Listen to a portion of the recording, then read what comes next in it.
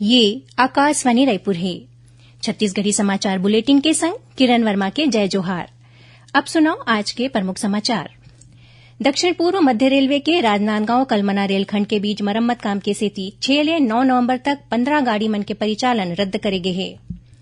Post Covid लइका मन के व्यक्तित्व विकास बर स्कूल स्तर ले राज्य स्तर तक आने प्रतियोगिता आज ले शुरू।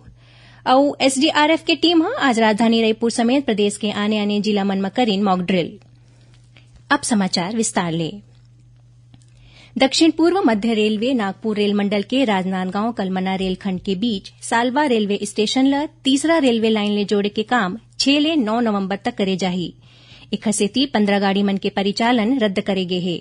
उन्हें 6 गाड़ी मन ल गंतव्य ले पहली समाप्त करे के संगरा 9 ठीन ट्रेन मन ल परिवर्तित मार्ग ले चलाए जाही। जेन गाड़ी मन के परिचालन रद्द करे गे हे ओमा Korba Itwari Korba express, Bilaspur Itwari Bilaspur intercity express, Rewa Itwari Rewa express, Durg Gondia Durg MEMU special, Gondia Itwari Gondia MEMU, Raipur Itwari Raipur special passenger शामिल है। ऐसने तिरोड़ी इतवारी तिरोड़ी पैसेंजर और बिलासपुर कोरबा पैसेंजर ट्रेन ल घलो रद्द करे गे हे। पढ़ई तुंहर द्वार 3.0 पोस्ट कोविड बच्चों के व्यक्तित्व विकास बर स्कूल स्तर ले राज्य स्तर तक आने प्रतियोगिता आज ले शुरू हो गे हे। कक्षा 6वीं ले 12वीं तक के लइका मन बर आयोजित ये प्रतियोगिता मन 30 नवंबर तक चलही। इस संबंध में स्कूल शिक्षा विभाग जम्मो जिला शिक्षा अधिकारी और जिला मिशन समन्वयक मन ला निर्देश जारी कर दे हे। एखर अनुसार स्कूल के हरेक लइका ला कोनो न कोनो प्रतियोगिता में शामिल होना अनिवार्य हरै। एखर तहत निबंध, तात्कालिक भाषण, चित्रकला, खेल, विज्ञान प्रोजेक्ट प्रदर्शन, गणित और विज्ञान, ओलंपियाड और सामान्य ज्ञान में राखे गे क्विज प्रतियोगिता होही। स्कूल स्तर में यह प्रतियोगिता आज और काली, विकासखंड स्तर में 6 और 7, जिला स्तर में 8, संभाग स्तर में 9 और 10 और राज्य स्तर में 12 ले 14 नवंबर तक होही। एखर अलावा राज्य स्तर में कला उत्सव के आयोजन 22 ले 30 नवंबर तक करे जाही। कोनो भी प्राकृतिक और अप्राकृतिक आपदा के बेरा तुरते राहत और बचाव काम ला तुरंत और प्रभावी रूप ले संपादित करैया एसडीआरएफ के टीम आज राजधानी रायपुर समेत प्रदेश के आने जिला मन में मॉक ड्रिल करीन। एखर तहत आज टीम दुर्ग जिला में पुलगांव चौकरा शिवनाथ नदी में मॉक ड्रिल करके रेस्क्यू करे के सफल प्रदर्शन करीन। मॉक ड्रिल के दौरान एसडीआरएफ के टीम नदी में डूबत एक मनखे ला बचाए के प्रक्रिया के प्रदर्शन करके लोगन मन ला एखर बारे में प्रशिक्षित करीन। समर्थन मूल्य में धान खरीदी शुरू होए के बाद मोहला मानपुर अम्बागढ़ चौकी में जिला प्रशासन सीमावर्ती क्षेत्र में चौकसी बढ़ा दे है। जिला कलेक्टर एस जयवर्धन पड़ोसी राज्य ले अवैया धान के अवैध परिवहन ला रोके बर सख्ती बरते के निर्देश दिन है।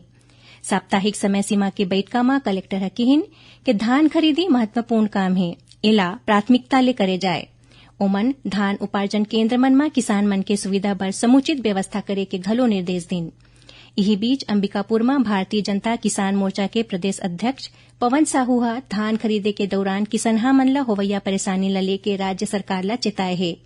ओमन कहिन कि सरगुजा जिला के 724 किसान मन के पंजीयन शून्य हो गए है। ओमन प्रशासन ले मांग करीन कि ए मामला के निरीक्षण करके रकबा ला ठीक करे जाए। भारतीय जनता पार्टी महिला मोर्चा प्रदेश में कानून व्यवस्था बिगड़े के आरोप लगावत नागरिक विशेषकर महिला मन ला होवत परेशानी ला लेके मुंगेली कलेक्टर ला राज्यपाल के नाम ज्ञापन सौंपे है। मुंगेली जिला भाजपा महिला मोर्चा के अध्यक्ष वर्षा सिंह बताइन कि प्रदेश में जबले कांग्रेस के सरकार बने हैं तबले कानून व्यवस्था सरलग बिगड़त जाथे। एखर सेती महिला मन के घर ले बाहर निकलना मुश्किल हो गए है। ओमन राज्य सरकार ऊपर चुनाव ले पहली घोषणा पत्र में करेगे वादा ला पूरा नहीं करे के घलो आरोप लगाइन। छत्तीसगढ़ी समाचार बुलेटिन आप मन आकाशवाणी रायपुर ले सुनत हो। छत्तीसगढ़ के खबर ले है आपकी वास्ता और खबर के विश्वसनीयता ले है हमार वास्ता। आकाशवाणी समाचार रायपुर के प्रादेशिक समाचार बुलेटिन के संगे संग हमार समसामयिक कार्यक्रम आप रेडियो के संग अपन मोबाइल में घलो सुन सकत हो। आकाशवाणी समाचार फेसबुक, ट्विटर और यूट्यूब में घलो हावय। हमार फेसबुक पेज हरे Chhattisgarh news on AIR, Twitter handle CGAIR news और हमार यूट्यूब चैनल हरे छत्तीसगढ़ AIR न्यूज। तो अब रेडियो के संगे संग आपके मोबाइल के माध्यम ले हम आप तक पहुंचत हन। छत्तीसगढ़ के हर खबर पर सुनत रहो आकाशवाणी समाचार। अब आगू बढ़न बाँचे समाचार को ती सुनैया मल्ला बता दन कि प्रादेशिक समाचार एकांश रहाले समसामयिक विषय ऊपर आधारित साप्ताहिक कार्यक्रम बातों बातों में मां ए बखत किशोर साहू सम्मान ले विभूषित पहली छत्तीसगढ़ी फिल्म के निर्माता निर्देशक मनु नायक ले होए भेंट वार्ता प्रसारित करे जाही। एकर प्रसारण आकाशवाणी के रायपुर केंद्र डहाले काली 5 नवंबर के बिहनिया 10:30 बजे ले करे जाही। एला छत्तीसगढ़ के जम्मू आकाशवाणी केंद्र रिले करही। कोंडागांव जिला में केशकाल घाटी के राष्ट्रीय राजमार्ग 30 में रद्दा मन ला ठीक ठाक करे के काम चलत हे, जेखर सेती आज ले 11 नवंबर तक ए रद्दा में बड़का गाड़ी मन के अवई जवई ऊपर रोक लगाए गे हे। उहें छोटे गाड़ी और यात्री बस मन के अवई जवई होवत रही। लोगन मन ला होवैया परेशानी ला देखत जिला प्रशासन हा बड़का गाड़ी मन के अवई जवई ला केशकाल विश्रामपुरी चौक ले विश्रामपुरी बोरई नगरी होके धमतरी रद्दा कोती गाड़ी चलाए के बाद कहे हे। एक दूसर वैकल्पिक रद्दा माकड़ी ढाबा ले भानु प्रतापपुर अंतागढ़ नारायणपुर होवत कोंडागांव पहुंचे जा सकत हे। सक्ती जिला के धौरा गांव में हाथी के हमला में 2 लइका मन के मौत हो गए हे। उन्हें ओमन के दाई ददा घायल हो गए हैं। मिले जानकारी अनुसार झाड़सुगुड़ा क्षेत्र के ग्राम धौरा में एक परिवार ईटा भट्टी में काम करे बर गे रहिस। पाछू रतिहा ए हाथी वहां पहुंचिस और झोपड़ी तोड़े के संग ओमन ऊपर हमला कर दिस। बताया जात है कि झाड़सुगुड़ा क्षेत्र के बागीडीह में लगभग 6 हाथी मन के दल घूमत है। महाराष्ट्र पुलिस अहिवारा ले पूर्व विधानसभा प्रत्याशी अशोक कुमार डोंगरेला धोखाधड़ी के एक पुराना मामला में गिरफ्तार करे है। मिले जानकारी अनुसार अशोक डोंगरे महाराष्ट्र में दर्ज लाखों रुपया के धोखाधड़ी के एक मामला में मुख्य आरोपी हरै। लंबा समय तक महाराष्ट्र पुलिस के रिकॉर्ड में फरार बतैया अशोक ला खोजत महाराष्ट्र पुलिस भिलाई पहुंचिस। टीम जिला पुलिस के मदद ले आरोपी अशोक डोंगरेला काली देर रात गिरफ्तार करके महाराष्ट्र ले गिस। बता दन कि अशोक डोंगरे लंबा समय ले कांग्रेस के सक्रिय नेता हरै। ओमन बछर 2013 में अहिवारा विधानसभा ले चुनाव लड़े रहिन। जांजगीर चांपा जिला के सेमरिया गांव में पुलिस पार्टी में हमला करे के मामला में पुलिस 6 जिन आरोपी मन ला गिरफ्तार करे है। एमा 4 महिला घलो शामिल हवै। ए मामला में पुलिस 7 जिन आरोपी मन के खिलाफ नामजद मामला दर्ज करे रहिस। बता दन के काली पामगढ़ थाना क्षेत्र के सेमरिया गांव में शराब तस्कर मन ला पकड़े बर गे पुलिस टीम ऊपर कुछ मनखे मन लाठी डंडा ले हमला कर दे रहिन, जेमा पामगढ़ थाना प्रभारी और एएसआई घायल हो गए रहिन।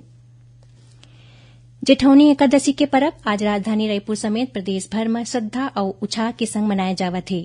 इला छोटे दिवाली के रूप में घलो जाने जाथे। ए मौका में घर मन में तुलसी और भगवान सालिग्राम के प्रतीकात्मक बिहाव रचाए जाथे। ए बिहाव बर घर घर में गन्ना के मंडप बनाए गे हे। घर मन ला दिया रंगोली और आकर्षक रोशनी ले सजाए गे हे।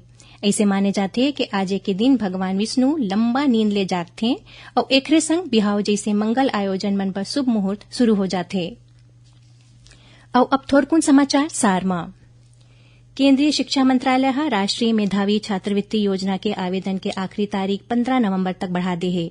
मंत्रालय कहिन कि जैन विद्यार्थी मन के माता पिता के वार्षिक आय 3,50,000 रुपया ले कम है ओमन 12,000 रुपया वार्षिक छात्रवृत्ति पाए के पात्र हैं।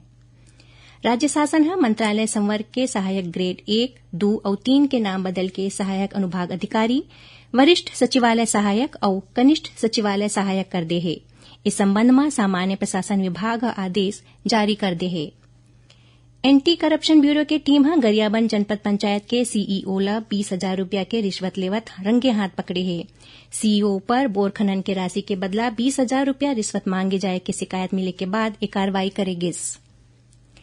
आखिर में प्रमुख समाचार एक घाव फेर। दक्षिण पूर्व मध्य रेलवे के राजनांदगांव कलमना रेलखंड के बीच मरम्मत काम के सेती 6 ले 9 नवंबर तक 15 गाड़ी मन के परिचालन रद्द करे गए है।